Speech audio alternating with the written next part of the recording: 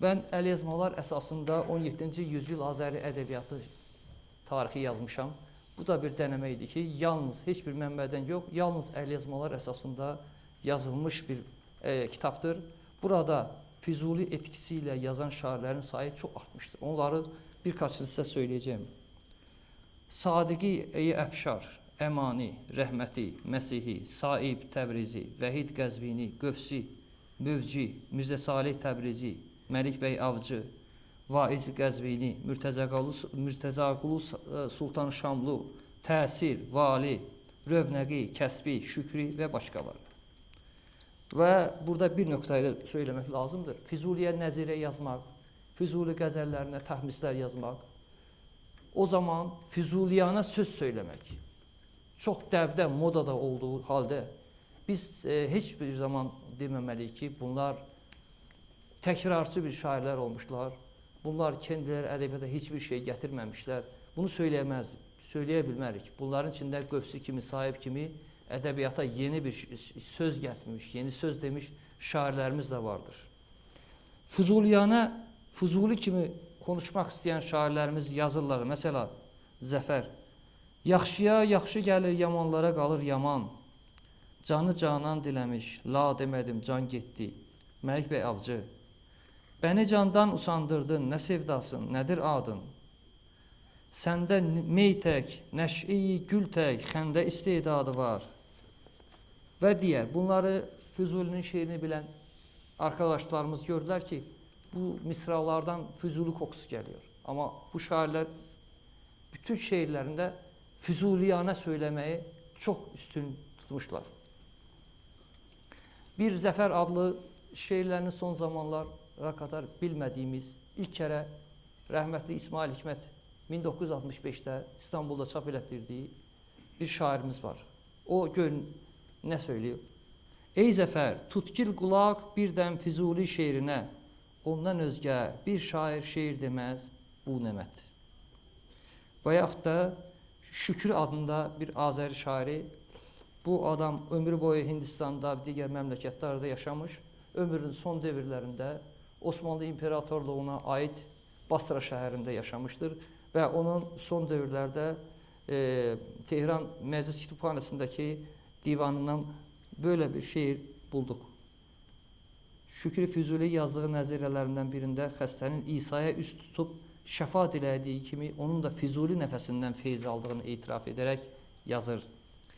Buldu bu bir feyz Füzuli nəfəsindən şükrü, kim əgər buldu tütən xəstə Məsiha ətəgin.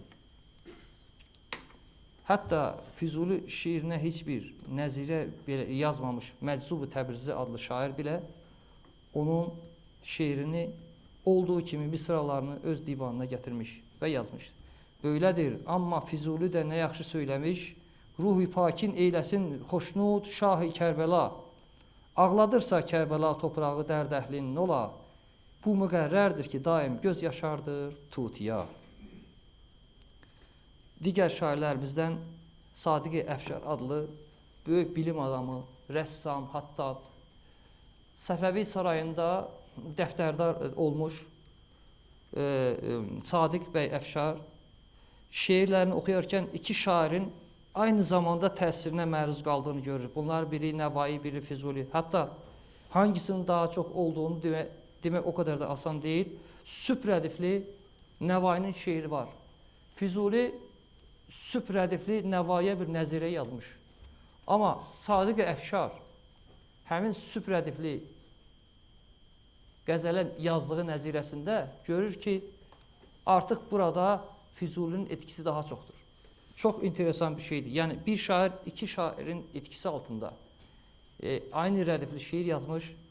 Amma bu etkilərin içində görüyoruz ki, artıq zamanə Füzuli tərəfə geçmişdir.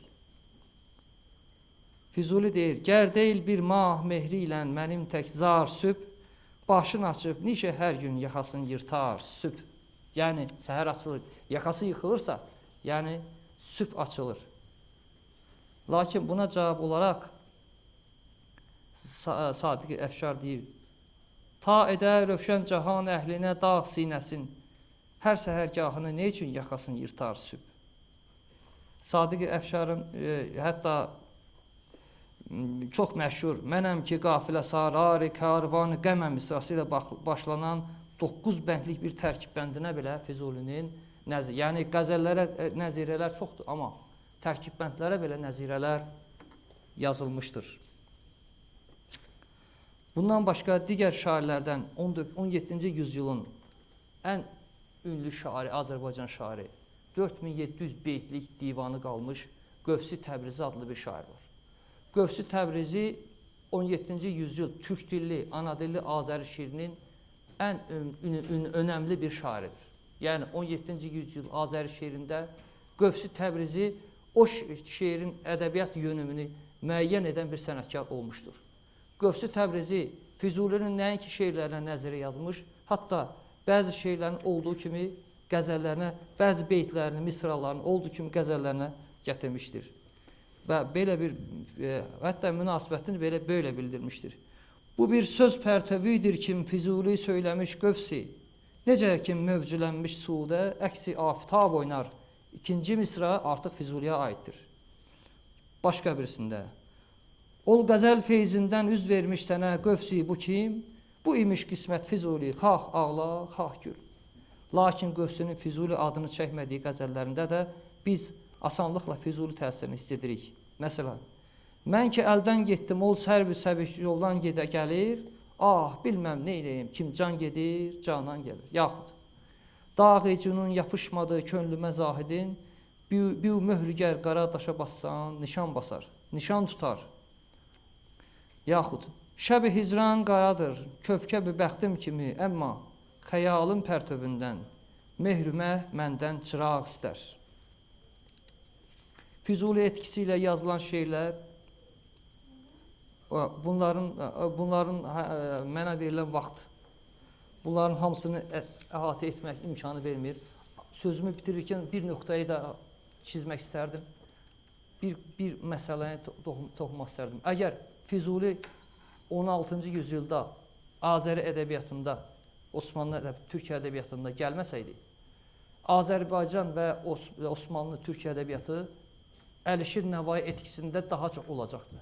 Və bunun bir nəticəsi olaraq bu ədəbiyyatlarda çağatay dil elementləri daha çox olacaqdır. Və bu da bizim ədəbi dillərimizə bir etkisini bildirəcəkdir. Yəni, Füzuli əslinə qalırsa, bizim Azərbaycan və Türkiyə ədəbiyyatının ədəbi dilinə də bu anlamda təsir etmiş, etkisini göstərmiş bir sanatçımızdır. Diqqətinizə görə çox sağ olun. Evet, sevgili seyirciler, Sayın Kerimova teşekkür ediyoruz.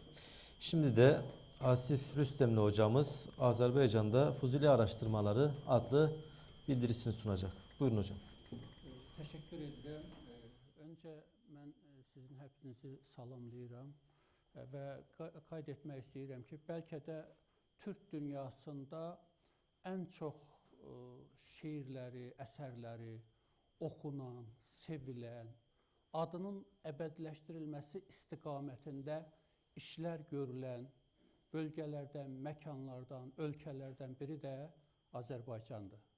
Və qeyd etmək istəyirəm ki, Azərbaycanda Məhəmməd Füzuliyə hələ ötən əsrin, 100-illiyin 50-ci illərində çox möhtəşəm bir qranitdən abidə ucaldılmışdır. Azərbaycanda Məhəmməd Füzulinin adını daşıyan nəhəng bir meydan var, caddə var. Məndən öncə konuşan Profesör Doktor Paşa bəy Əfəndiyev, üzr istəyirəm, Paşa bəy Kərimov Əloğlu, deməli, Məhəmməd Füzulinin Azərbaycanda adını daşıyan Azərbaycan Milli Elmlər Akademiyasının ən nüfuzlu institutlardan birinin başqanıdır. Və eləcə də bugün Qarabağda işğal altında olan Azərbaycan bölgəsinin ən iri və mən deyərdim ki, özünə məxsus xüsusiyyətləri və adət-ənənəsi olan rayonlardan birinin adını Məhəmməd Füzulinin adını daşıyır, Füzuli rayonu. Bildiyiniz kimi Azərbaycan xalqının ümummilli lideri rəhmətlik Heydər Əliyev Azərbaycanın Cumhurbaşqanı olarkən Azərbaycanın o müharibə dövründə iqtisadi baxımdan ən çətin, ən ziddiyyətli, ən məşəqqətli anlarında Məhəmməd Füzulinin 500 illik yubileyinin keçirilməsi ilə bağlı sərəncam verdi. Paşa bəy buradadır. Yəqin ki, yanlışlıq yapsam, mənə dəstək olar, kömək olar. Həmin dövrdə Azərbaycanın bir Maliyyə Bakanı vardı. Baxmayaraq ki, Heydər Əliyev sərəncam vermişdi. Məhəmməd Füzulinin bu möhtəşəm yubileyini nəinki Azərbaycanda, bütün bir sıra dünya ölkələrində də keçirilməsi qərarı almışdı. Həmin Maliyyə Bakanı para ayrılmasına maneçilik törətdi və açıq televizyonla canlı yayımda həmin bakanı qaldırdı. Dedi, bugün sənin bu işə sərf edəcəyin paradan qat-qat çox Azərbaycana xeyri, əhəmiyyəti, nüfuzu məhz Məhəmməd Füzulinin keçiriləcək yubileyi gətirəcək. Bugün sənin verəcəyin para sabahları ola bilsin ki, bir qəpik quruşdur. Ancaq Məhəmməd Füzuliyə Azərbaycan xalqının verdiyi önəm qat-qat ondan yüksəkdir. Doğrudan da 1994-cü ildə Azərbaycanda Məhəmməd Füzulinin 500 illiyi ilə bağlı silsilə tədbirlər başladı. Və həmin ərəfədə ilk tədbir Məhəmməd Füzulinin doğulduğu, boya-başa çatdığı, yetişdiyi İraqda oldu. Yəni Bağdadda başladı, Kərbalada davam etdi və İraqın bir sıra şəhərlərində həmin dövrdə keçirildi. Məni heyrətə və təcrübə səbəb olan amillərdən biri də o idi ki, mən də qatıldığım, iştirak etdiyim həmin tədbirdə İraqın əksər şəhərlərində, təbii ki, Bağdadda, o cümlədən Kərbalada heç harada biz Məhəmməd Füzulinin ismini daşıyan bir caddə, bir abidəyə rast gəlmədik. Heç arada. Hər yerdə o dövrün, belə deyək, Cumhurbaşqanı Səddam Hüseynin deməli, heykəlləri, az qala hər caddədə heykəli, adı və s. İndi baxıyorsunuz ki, deməli, zaman necə ədalətli qərarlar çıxardır. Bugün Səddam Hüseynin adı öz xalqı tərəfindən necə anılır? Əsrlər keçir, yüzillər keçir, Məhəmməd Füzulinin adının, isminin, onun gördüyü işlərin möhtəşəmliyi daha da bariz surətdə göz önündə qabarır. Təbii ki, həmin tədbir təkcə Bağdadda keçirilmədi, Ankarada keçirildi, çox böyük bir bayrama səbəb oldu, Moskvada keçirildi. Bildiyiniz kimi o dövrdə elə Türk Cumhuriyyətlərinin, 15 Cumhuriyyətin bir növü həmin ərəfələrdə yenə də mənəvi paytaxtı Moskva hesab olunurdu. Bunları vurğulamaqda məqsədim ondan ibarətdir ki, Azərbaycan xalqı həmişə Məhəmməd Füzulini özünün ədəbi, mədəni sahədə gördüyü nəhəng işlərin yaradıcısı, qurucusu, sənətkarı kimi sevmişdi və təqdir etmişdi. Onu xüsusi vurğulamaq istəyirəm ki, Azərbaycan ədəbiyyatında xüsusilə 19-cu əsrin sonundan başlayaraq 20-ci yüzillərin əvvəllərində tərtib olunan təzkirələrdə, ədəbiyyat tarixi kitablarında, dərsliklərində türk dilli ədəbiyyatımız demək olar ki, Məhəmməd Füzulidən başlayırdı. Azərbaycan ədəbiyyat tarixinin atası sayılan Firdun bəy Köçərlinin hazırladığı 2 cildlik ədəbiyyat tarixində təbii ki, Məhəmməd Füzuli xüsusi böyük bir önəm daşıyırdı və yer almışdı. Ancaq Azərbaycan ədəbiyyatının bir məqamını da burada vurğulamasam, o açıq o məqamları diqqətə çatdırmasam, bəlkə də məni obyektiv olmamaqda suçlaya bilərsiniz. Azərbaycan ədəbiyyatının 19-cu əsrdə çox görkəmli, tanınmış tiyatro yazarı, realist nəsrin banisi Mirzə Fətəli Axundzadə Məhəmməd Füzuli haqqında biraz mən deyərdim ki, sərt yazmışdı. Yazmışdı ki, Məhəmməd Füzuli şair deyil ki, o bir ustad-ı nazimdir. Daha doğrusu mən bunu vurğulamaqda, xüsusi vurğulamaqda və Azərbaycan ədəbiyyatının belə böyük bir simasının bu cür fikrə düşməkdə, bu cür dəyər verməkdə təbii ki, əsasları var idi. Və yaxud ondan təxminən mən deyərdim ki, bir 80 il sonra Cəfər Cabbarlı, yəni onun keçən il bizim dostumuz Süleyman Xan Yalçının çevirməsində o kitab burada elə məhz bu salonda təqdim olunmuşdu. Yəni həmin müəllif başqa cür yazırdı Məhəmməd Füzuli ilə bağlı.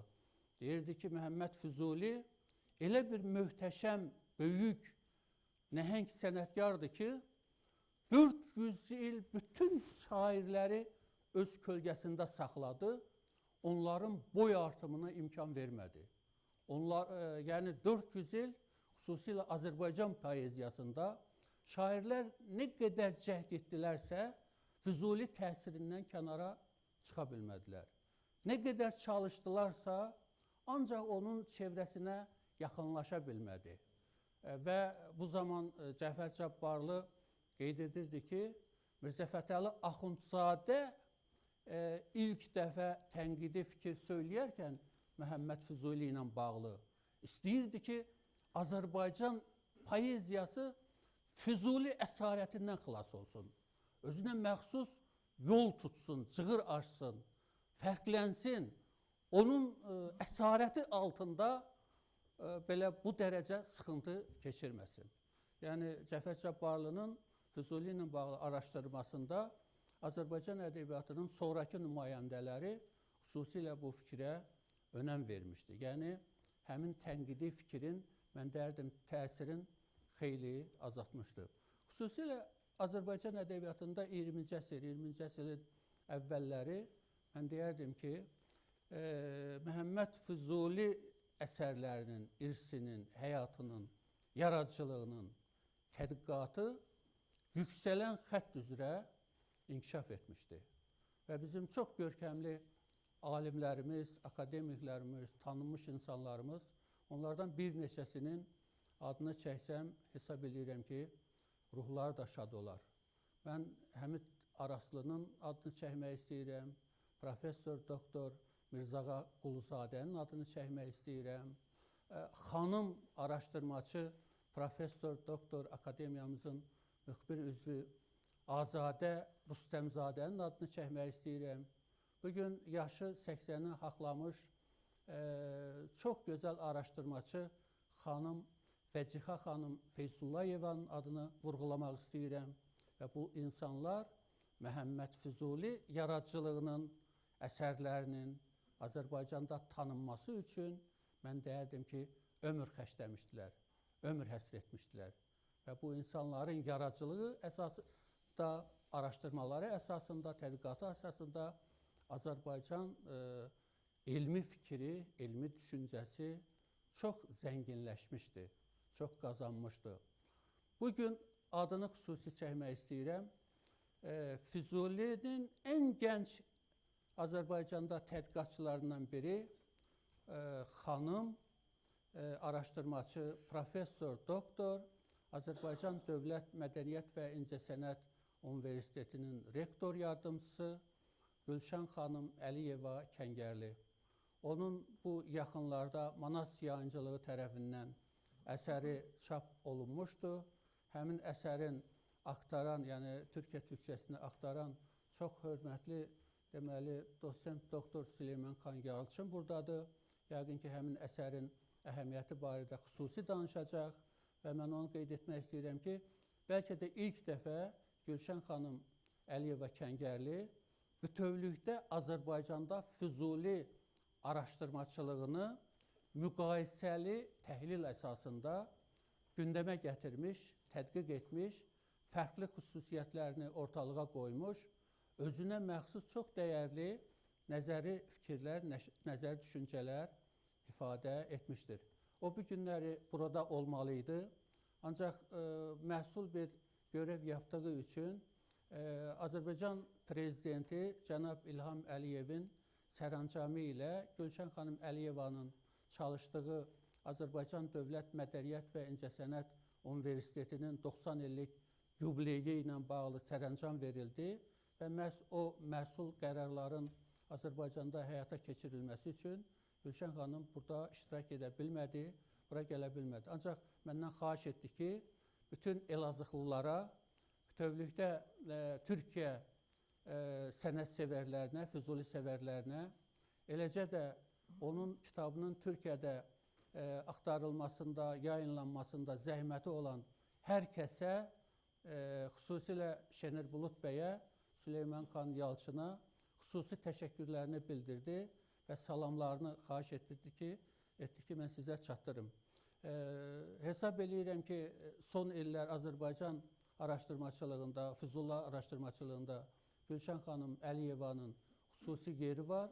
Xüsusilə onun Füzulidə sufizm, son zamanın silsilə əsərləri Azərbaycan oxucularının diqqətini son dərəcə maraqla çəkmişdir.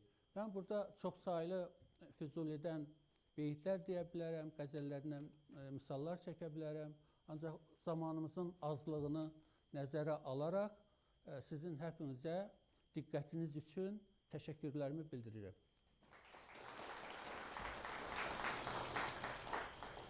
Saygıdeğer Asif Rüstemli hocamıza teşekkür ediyoruz konuşması için. Şimdi de sözü Zülfü Güler hocamıza bırakmak istiyorum. Fuzuli'ye Osmanlı Bakışı adlı sunumunu yapmak üzere. Buyurun hocam. Efendim biliyorsunuz Fuzuli'nin bir şikayetnamesi var. Kendisine bağlanan 9 akçelik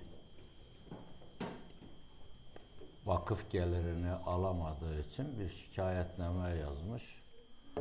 Onda tabi Fuzuli'nin Osmanlı'yı yönetim bakımından veya vakıf gelirlerini kendi zaruri giderleri yolunda harcamaları bakımından eleştirdiğini görüyoruz. Benim size bahsedeceğim Fuzuli'nin dili ustaca kullanarak Kanuni de dahil Kanuni'nin yöneticilerine Bağdat'taki Veys Bey gibi, Cafer Çelebi gibi yöneticilerine yazdığı kasidelerde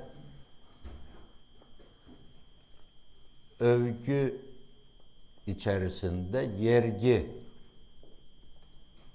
hicivde bulunduğunu göstermek amacıyla birkaç beyt okuyup oradaki nasıl sözü gizlediğini ve övgü yaparken yergiyi de nasıl sakladığını göstermek istiyorum. Kanuni için yazdığı bir kasidede şu iki beyti örnek vereyim. Meyve ol sultan adildir nihali devlete, sabıka gelmiş selatini felek miktar gül, nola ger sabıklar olduysa fena oldur garaz, meyve gösterdükte dökmek resmdir eşcar gül. Gül redifli kaside, Kanuni'nin övgüsü için yazılmış. Bu iki beytte diyor ki, o adil sultan devlet fidanının meyvesidir. Kanuni için söylüyor bunu. Ondan evvel felek miktar, yani felekler derecesinde ya da felek sayısınca 9 sultan geldi gitti bu Osmanlı'da. Bu gelip giden 9 sultan felek miktar sultanlar fena olduysa ona ne? Ondan önce bunlar gelip gittiler. Ağaçlar meyve verecekleri zaman çiçeklerini dökerler. Bakın Kanuni'den önce gelen Kanuni sultanlar için fena olduysa sözünü kullanıyor. Fena bulduysa demiyor bakın. Yok olup gittiyse, öldüyse anlamında. Fena bulduysa demiyor. Fena olduysa diyor. Fena olduysa sözünün kötü olduysa, kötülük yaptılarsa, kötü idilerse anlamı da çıkıyor pekala. Daha başka gene aynı kasidede bir başka beytte diyor ki gerçi yoktur itibarın methin et ızhar kim adeti devri zamandır hare olmak yar gül. Fuzuli sözü burada kendisine getiriyor. Diyor ki Fuzuli senin bu devlet karşısında, Osmanlı karşısında itibarın yoktur gerçi ama sen gene de övgünü yap. Nasıl olsa bu devirde gülün dikene yar olması adet haline gelmiştir. Bakın bu sözde ne kadar ustaca bir söyleyişle taşı gediğine koyuyor. Söz ustasıdır Fuzuli. Hatta mimarıdır diyelim. Usta da belki zayıf kalır. Söz mimarıdır. Sözü çok ustaca kullanır. Dili Demir hocamın da dediği gibi çok ustaca kullanır. Birkaç beyt daha örnek var buna. Beytlerini yaparken o kadar güzel taşları kullanır ki böyle hepsi tam yerine oturur. Burada da bakın çok güzel bir iğneleyici söz görüyorsunuz. Gene Kanuni için yazdığı başka bir kasidede diyor ki her ne kim alem ana muhtaç ol andan gani. Her ne anınla tefahür halka andan ana ar. Bunun anlamı da şu. Diyor ki halkın muhtaç olduğu her şeye o doymuştur. Halkın sahip olmakla iftihar ettiği şeylerden o ar eder. Bu övgü mü, yergi mi? O devrin inanışına göre övgüdür diyenler çıkabilir ama bayağı yergi gibi geliyor bana.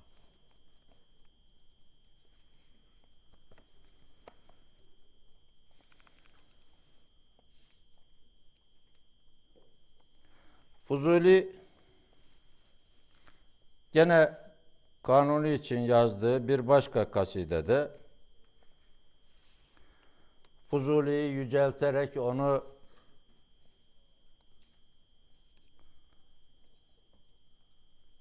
feleklere hakim, sadece Osmanlı topraklarına değil, dünyaya değil, bütün feleklere hakim bir hükümdar olarak gösteriyor ve heft ahter'in onun emrinde olduğunu söylüyor. Heft ahter 7 gezegen. Bununla bu 7 gezegenle heft ahter sözüyle Fuzuli'nin emrindeki paşaları kastediyor gibidir. Onun emrindeki sadrazamı ve diğer paşaları, yöneticileri kastediyor gibidir. Bunu söyledikten sonra onu heft ahter'e hükmeden bir hükümdar olarak söyledikten sonra şu beytleri söylüyor. Bu heft ahter yani paşalar kat-ı rah-ı Kabe'yi maksud edersen ola Ol kaza hükmü kader fermana vermişler mehar. 3 beyt var böyle. Onu okuyacağım. Sonra açıklayayım. Münkatidir dehrten asrında tedbiri umur. Mürtefidir çerhten devrinde teklifi medar. Faş söylerler ki